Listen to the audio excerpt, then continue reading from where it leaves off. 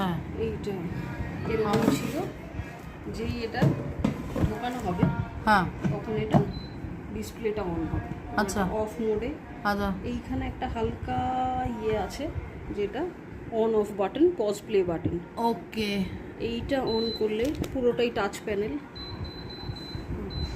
Minimum temperature হচ্ছে 150 up to 80 degree minimum temperature, আর maximum হচ্ছে 200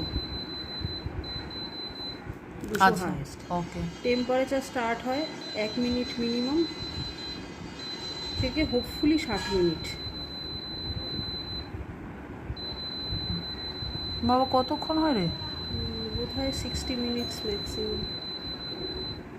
1 to 60 মিনিটস হচ্ছে ম্যাক্সিমাম। ও ওকে।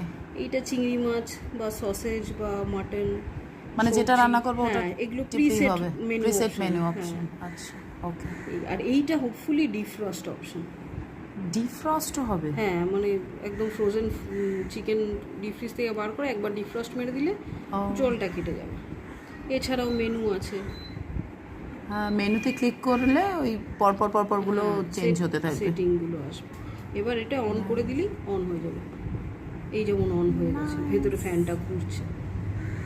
প্রিসেট ও ভেতরটা দেখাও যাচ্ছে, এই ভেতরটা যে দেখাও দেখা যাচ্ছে হলুদ একটা লাইট আছে লাইটটা ভেতরে, পড়ছে। যে খাবারটা কতটা হয়েছে দেখা যাবে।